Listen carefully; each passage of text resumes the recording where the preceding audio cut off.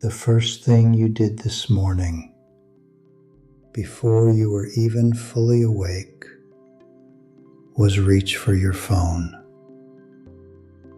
And in that single moment, before your feet touched the floor, before you spoke a word, before you even took a conscious breath, your body received a signal. Not a gentle signal, a biochemical alarm.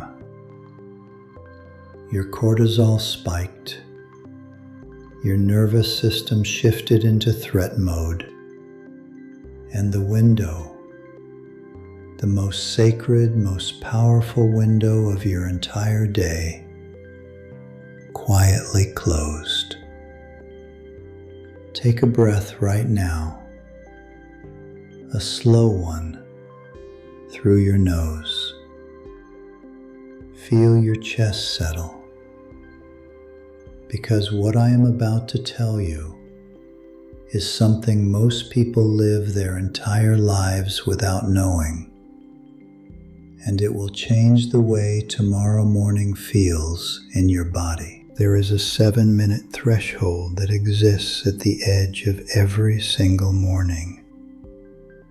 A window that neuroscience and every ancient spiritual tradition on earth have independently identified as the moment when the body, the mind, and the soul are simultaneously open, receptive, and ready to be renewed.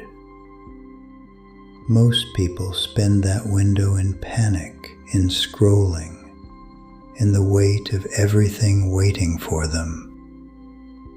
But you found this today, and I do not believe that is a coincidence. If you feel this message was placed in your path, write your city or your state in the comments right now.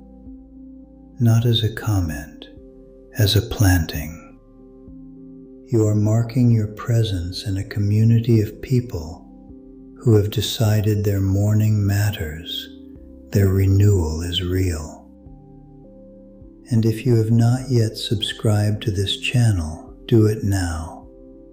Not for me, but as a promise to yourself that you have chosen to walk this path consciously. One more thing before we go any further. If even a small part of you believes that God can still renew your body and your life, go to the comments and write 2 words, renew me. That is your voice joining something larger than yourself. That is your request spoken in faith at the very moment this teaching begins. There was an elderly woman named Marta who lived at the edge of a small village in the mountains, near a spring that produced fresh water every single morning, cold, clear, and full of life. The villagers who arrived early would fill their vessels completely and return home nourished. But Marta had developed a habit over the years. She would wake, immediately begin her chores, argue with her thoughts, rehearse her worries, and by the time she reached the spring, the morning had advanced, and her vessel was already half full of yesterday's water she had never emptied. She complained, quietly and bitterly, that the spring gave her less than the others. A traveling monk who heard her said only this: "The spring gives the same to all, but you arrive with a vessel already occupied. There is no room for what is new." That woman is not a stranger to you. Every morning you wake up in Cleveland, in Phoenix, in Atlanta. And before your body has exhaled its first conscious breath, you are already carrying yesterday. The cortisol from last night's news, the anxiety from a conversation that hasn't happened yet, the low-grade dread of a day that is already too full before it has begun. Your body is the vessel, and the divine renewal that is genuinely available to you every single morning. The same renewal you have read about, prayed for, watched happen in other people's lives, cannot enter a vessel that is already full. In a moment, I will show you the 5 actions that empty the vessel before you go to the spring. But the 5th one, the last one, is the one almost no spiritual teacher talks about, and it is the one that changes everything. Stay with me until the end. What I am going to give you now is not a morning routine. It is not a productivity system. It is a sequence of 5 micro-actions, each one grounded in both neuroscience and ancient spiritual practice, that together take less than 7 minutes and transform the most squandered threshold of your day into an act of conscious co-creation with God. Each action targets something specific: your nervous system, your brain's plasticity, your hormonal cascade, your posture before the divine. And here is what I need you to understand before we begin. These 5 actions work as a sequence. If you do 4 of them and skip the one that seems too simple, the one that costs you only 20 seconds, the other 4 lose most of their effect. I will tell you which one that is when we get there. The first action begins before your feet touch the floor, before you speak, before you look at anything, before the world has a single second to find you. Place one hand on your belly. Breathe in slowly through your nose for 4 counts. Hold for 2. And breathe out through slightly parted lips for 6 counts. Do this 3 times. 36 seconds. That is all. Because research on the autonomic nervous system shows that an exhale longer than the inhale directly activates the vagus nerve, the great cable that runs from your brainstem to your gut, and sends a signal to every organ in your body that today is a day for restoration, not emergency. In Hebrew mystical tradition, this breath has a name: neshama, the breath of God placed inside the human body at the moment of creation in Genesis 2:7. Every morning breath is a renewal of that original act. You are not just filling your lungs, you are receiving God's breath back into your body before the world has a chance to fill you with its noise. The moment those 3 breaths are complete, you speak aloud, even in a whisper, even if your voice is still rough with sleep. You say, God is renewing my body, my mind, and my life. I receive this day as a gift. Something good is coming to me today.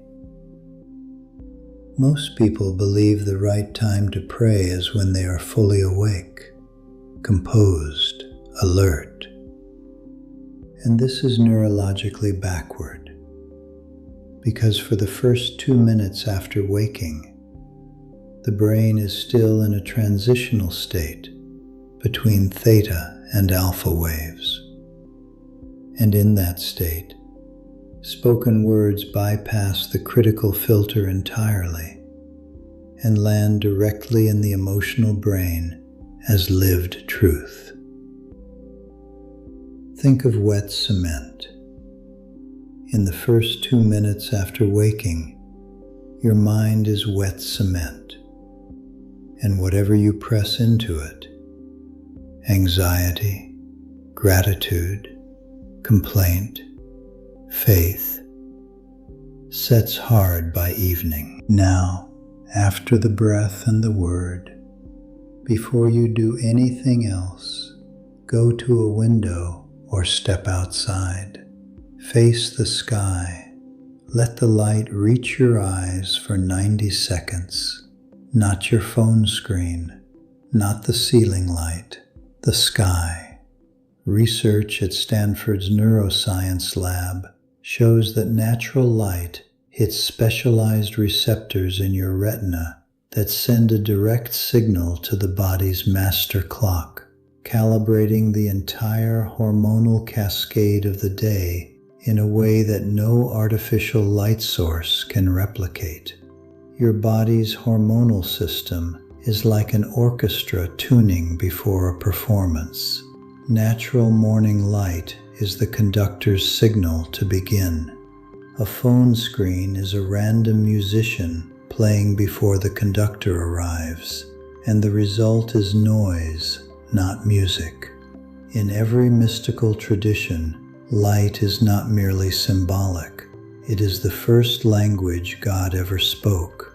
Receiving it consciously is an act of alignment with the original rhythm of creation. If this content is serving you, if you feel that what you are receiving here is real, check right now that you are subscribed and that the notification bell is on.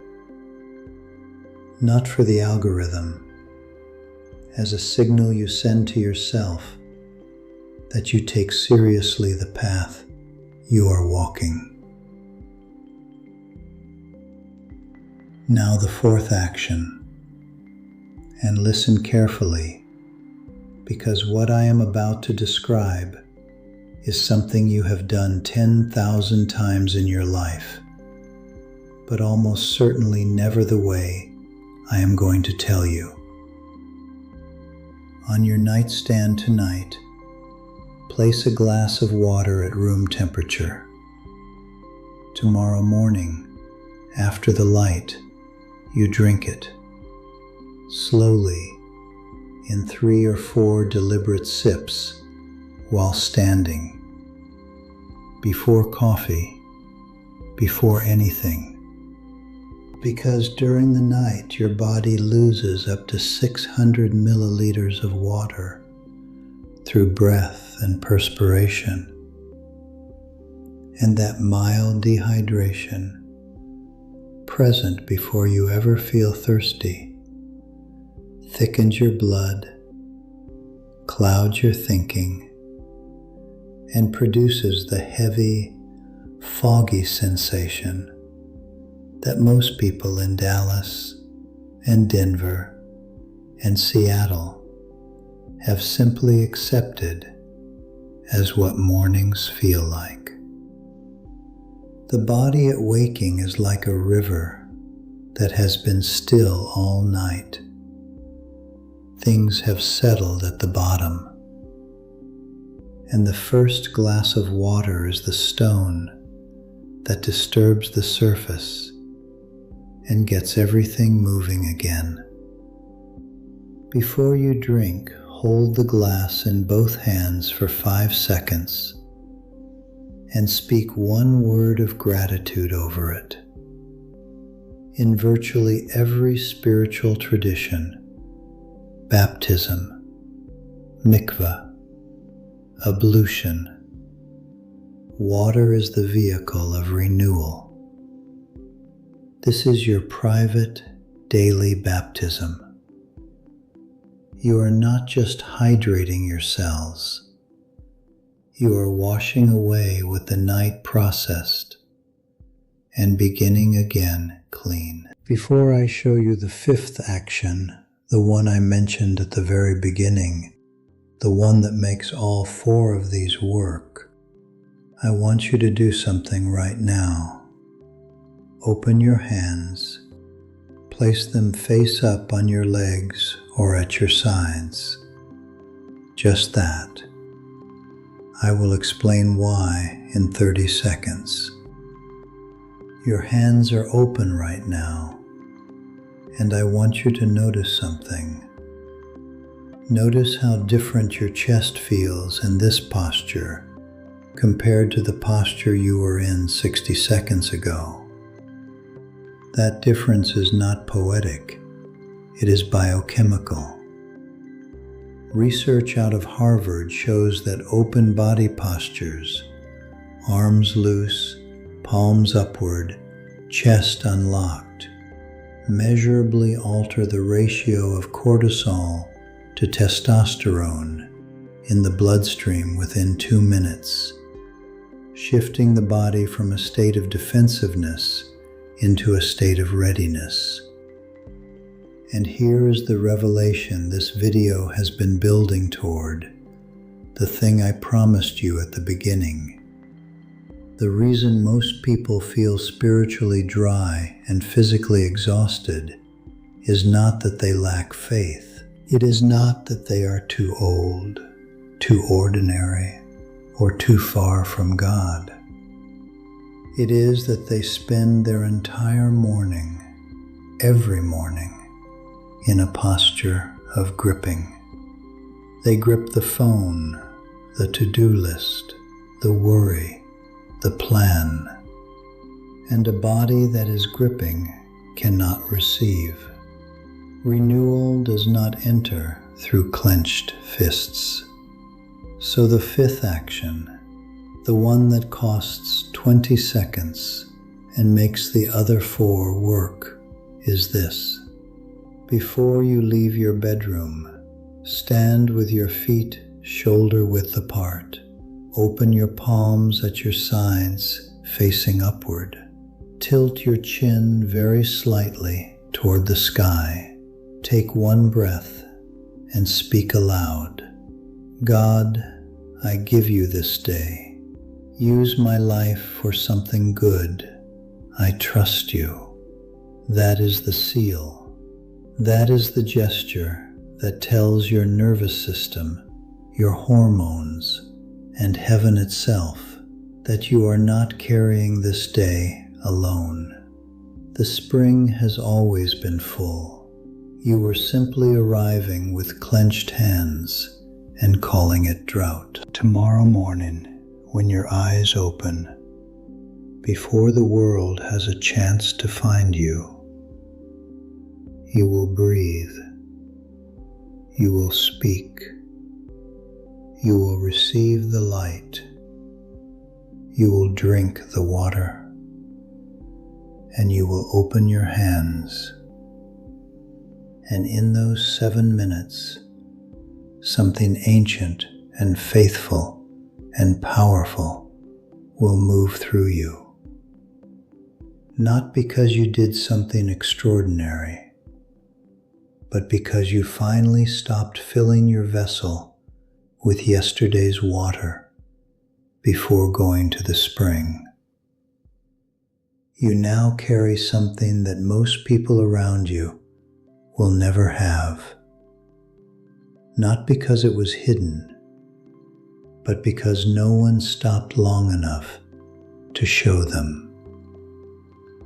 Think of someone you know who wakes up exhausted every morning, who has quietly stopped believing their body can feel good again, who prays but feels like the words are hitting a ceiling. Share this with that person today, not as a suggestion, as a mission. You may be the only person in their life who will bring them this message. So be the one who does. God has been waiting to renew you every single morning, not occasionally, not when you have earned it or finally gotten your life in order. Every morning, without exception, the spring has been full, and tomorrow, finally, you will arrive with an empty vessel and open hands. Before you go, I want you to do one last thing. Go to the comments and write this declaration. Write it slowly, word by word, as though you are signing the first page of a new chapter, because that is exactly what you are doing. Starting tomorrow, I rise as someone God is renewing. My body is being restored. My life is beginning again. So it is, and so it shall be. That is your agreement with the divine. Mean it when you write it. God has been waiting to renew you every morning. Tomorrow, finally, you will let Him.